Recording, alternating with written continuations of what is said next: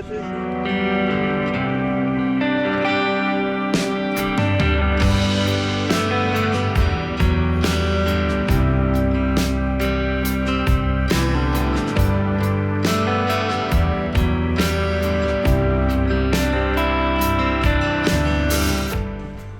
Guys finally আমরা Mahamaya eco পার্কে চলে আসছি। তো আপনারা যেখান থেকে আসুন না কেন, মিরসরাইয়ের যে ঠাকুরদিঘি যে বাজারটা, এখানে আসতে হবে প্রথমে আপনাদের। আপনারা যদি ঢাকা থেকে ট্রেনে অথবা বাসে আসেন, ট্রেনে আসলে অবশ্য ফেনীও নামতে পারেন অথবা সীতাকুণ্ডও নামতে পারেন, আর বাসে আসলে সরাসরি ঠাকুরদিঘি বাজারে নামবেন। তো অবশ্যই আগে থেকেই আপনারা হেল্পারদেরকে বলে রাখবেন, না হলে হয়তো বা এখানে নামিয়ে দিবে না। আর যদি ট্রেনে আসেন সেক্ষেত্রে আপনারা ফেনীতে নেমে তারপর লোকাল কোনো বাসে অথবা লেগুনাতে চলে আসতে পারেন। সীতাকুণ্ড থেকেও আপনারা বাসে চলে আসতে পারবেন। তো যাই হোক, ঠাকুরদিঘি বাজারে আসার পরে আপনারা কোনো অটো রিজার্ভ করে নিতে পারেন অথবা সিএনজিতে খুচরাও চলে আসতে পারেন। সেক্ষেত্রে জনপ্রতি 15 টাকা করে ভাড়া পড়বে। আর যদি আপনারা রিজার্ভ করে আসেন তাহলে সেক্ষেত্রে 70 টাকা করে ভাড়া পড়বে। আর এই মহামায়া ইকো পার্কের ভিতরে কিন্তু সেই বিখ্যাত মহামায়া লেক, যেটা কিন্তু সম্পূর্ণ কৃত্রিম। অনেকেই ভাবে এটা মনে হয় প্রাকৃতিক কোনো লেক, বাস্তবিক পক্ষে এটা কিন্তু কোনো প্রাকৃতিক লেক না। এটা মহামায়ার ভিতরে যখন ড্যাম তৈরি করা হয়, সেই ড্যামের কারণে কিন্তু এখানে একটা লেক তৈরি হয়েছে। 11 বর্গ কিলোমিটার বিস্তৃত এই লেকটা। তো আমাদের সামনে কিন্তু সেই লেকটা। ওয়াও গাইস, জাস্ট আপনারা সামনের ভিউটা দেখুন, কি দারুণ ভিউ। এইটাই সেই মহামায়া লেক। তো যদিও কিছুদিন আগে এর অবস্থা একেবারে খারাপ ছিল, একেবারে অপরিচ্ছন্ন ছিল, পরবর্তীতে এটা আবার পরিষ্কার করা হয়েছে এবং এখানে কিন্তু এখন আবার দর্শনার্থীরা আসতেছে, কায়াকিং করতেছে এবং বোট রাইড নিতেছে। এই যেখানে কায়াকিংয়েরও ব্যবস্থা আছে, আর এই সাইডে কিন্তু সব কিন্তু বোট রাইডের ব্যবস্থা। আপনারা বোট রিজার্ভ করে নিতে পারবেন এবং সম্পূর্ণ লেকটা ঘুরে দেখতে পারবেন। আমাদের কায়াকিংটা হচ্ছে 2 জনের বোট আধা ঘন্টা 200, 1 ঘন্টা 300, আর 3 জনেরটা হচ্ছে আধা ঘন্টা 300 টাকা, 1 ঘন্টা 450 টাকা। আবার কিছু আছে প্যাডেল বোট, ওইগুলো হচ্ছে এক বোটে 4 জন করে বসা যায়, ওগুলো হচ্ছে আধা ঘন্টা 200, 1 ঘন্টা 400 টাকা।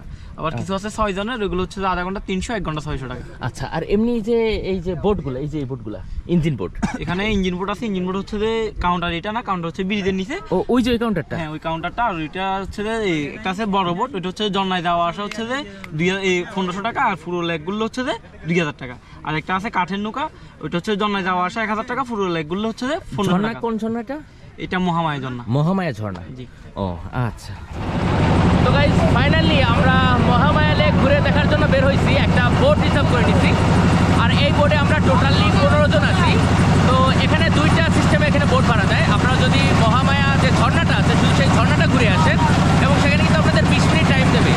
এজন্য আপনারা 1 জন যান আর 20 জন যান, আপনাদের ভাড়া দিতে হবে 1500 টাকা।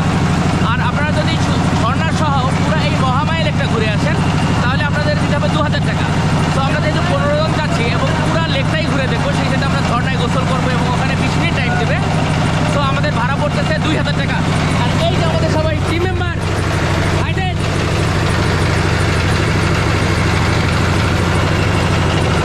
তো চলুন এখন এই মহামায়া লেকটা ঘুরে দেখা যাক। সামনে জাস্ট ভিউটা দেখুন, কি সুন্দর নীল আকাশ, সেই সাথে নীলা পানি, আর মাঝে মাঝে কিন্তু এরকম ছোট ছোট পাহাড় দেখা যাচ্ছে। এই পাহাড়টা কিন্তু পুরোটাই পানি দ্বারা বেষ্টিত, আর মধ্যে কিন্তু এই পাহাড়টা।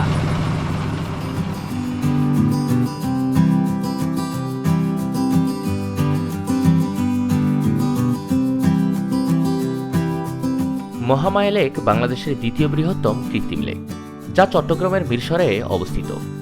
প্রায় 11 বর্গ কিলোমিটার আয়তনের এই লেকটি ঠাকুরদিঘি বাজার থেকে 2 কিলোমিটার পূর্ব দিকে পাহাড়ের পাদদেশে গড়ে তোলা হয়েছে। এখানে রয়েছে পাহাড়ি গুহা, রাবার ড্যাম এবং ঝর্ণা। সেই সাথে লেকের জলের বুক চিরে দাঁড়িয়ে থাকা পাহাড়গুলো পর্যটকদের মনে শীতল পরশ বুলিয়ে দেয়। চারদিকে সবুজের সমারোহ আর লেকের স্বচ্ছ নীল জলরাশি আপনাকে মুগ্ধ করবে। চাইলেই কায়াকিং করতে করতে হারিয়ে যেতে পারেন লেকের বিশালতায়, অথবা বোটে করে লেক পাড়ে দিয়ে দূর পাহাড়ের ঝর্ণায় শীতল পানির ছোঁয়া নিতে পারেন।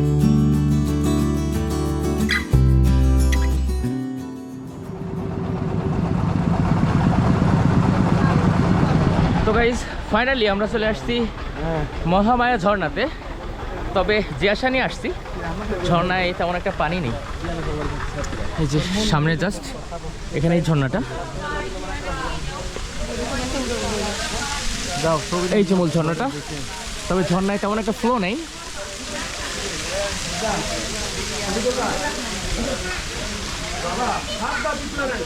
তো আমাদের টিম মেম্বার সবাই কিন্তু আসছিল এখানে ঝর্ণার পানিতে ভিজবে, গোসল করবে, এবং তারা কিন্তু আজকে অলরেডি খৈয়াছড়া ঝর্ণা সেটা কিন্তু দেখে আসছে। তো খৈয়াছড়া ঝর্ণা মোটামুটি পানি থাকলেও এখানে টোটাল পানিই নেই, যার কারণে খুবই হতাশ তারা। তাদের ইচ্ছা ছিল এখানে এই মহামায়া ঝর্ণায় গোসল করবে, বেশি একটা সময় স্পেন্ড করবে, তারপর কিন্তু ব্যাক করবে। তো যাই হোক, এখন আমরা এই ঝর্ণা থেকে এখন ব্যাক করতেছি। আর এই যে আমাদের সামনে নৌকা। জি ভাই, ভাই গোসল করতে পারি নাই ভাই। তো ইকো পার্কে ঢোকার ঠিক একটু পরে হাতের বাম সাইডে, অর্থাৎ যে বোটের যে ঘাটটার বাম সাইডেই একটা টিলা মতো আছে। তো আপনারা এখানে যেতে পারেন, এখানে ছবি তুলতে পারেন, এবং উপর থেকে এই মহামায়া লেকটা আপনারা দেখতে পারবেন। তো আপনারা এই পাহাড়ে উঠলে কিন্তু এই মহামায়া লেকটা সম্পূর্ণ একটা ভিউ দেখতে পারবেন, সেই সাথে এই সাইডে কিছু ছোটো ছোটো পাহাড় আছে, সেগুলো দেখতে পারবেন। তো আপনারা যদি কেউ খাগড়াছড়ির মেঘলা রিসোর্টে যেয়ে থাকেন, অনেকটা ওই রকমের একটা ফিলিংস পাবেন এখানে। আর এখানে কিন্তু সবাই ছবি তুলতেছে।